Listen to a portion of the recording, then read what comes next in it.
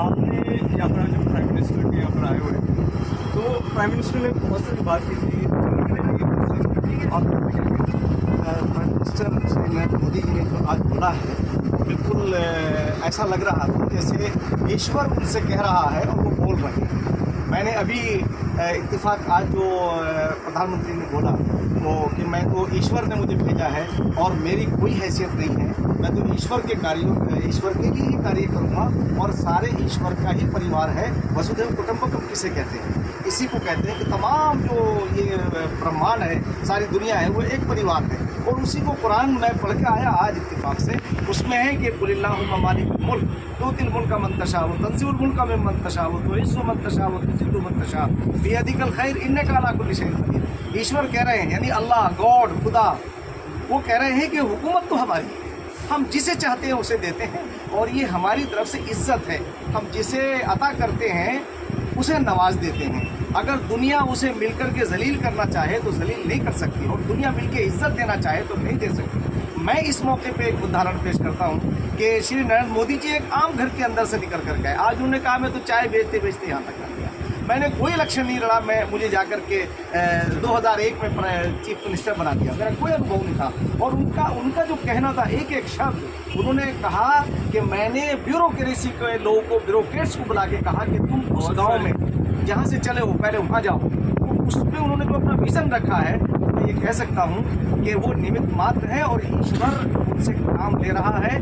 देश के लोगों को, अपने प्रधानमंत्री श्री नरेंद्र मोदी जी को समझना चाहिए कि ये मसीहा हमारे बीच में आया है। जिस तरह से उसने पूरे विश्व के अंदर आज भारत की गरिमा को, जो अधिकार था भारत का, इसलिए कि भारत अनेकता में एकता की बात करता है। वसुधैव कम्युनिटी के लिए बहुत काम किया है, तो आप उस पर क्या कहना चाहेंगे?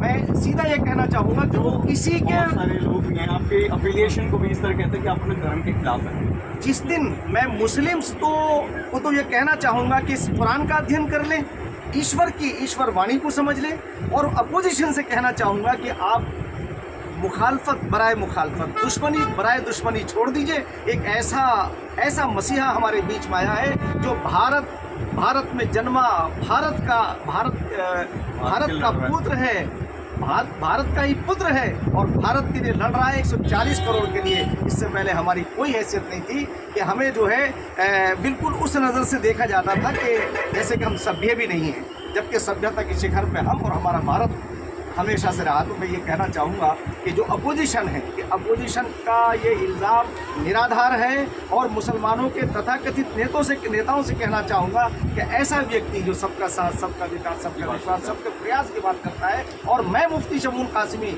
मैं उत्तराखंड राज्य के अंदर मदरसा बोर्ड एजुकेशन का चेयरमैन हूँ।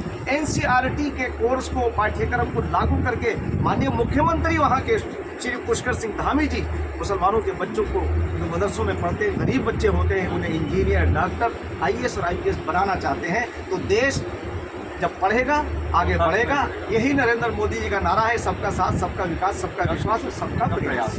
और रिश्ते हमारे दूध और फूल के रिश्ते हैं। हम एक ही नरो नारी की संतान हैं। जो अभी माननीय प्रधानमंत्री जी ने कहा कि शिव शक्ति जिस चंद्रमा पे नाम रखा है, अरे उन्हीं को तो आदम और हव्वा कहते हैं।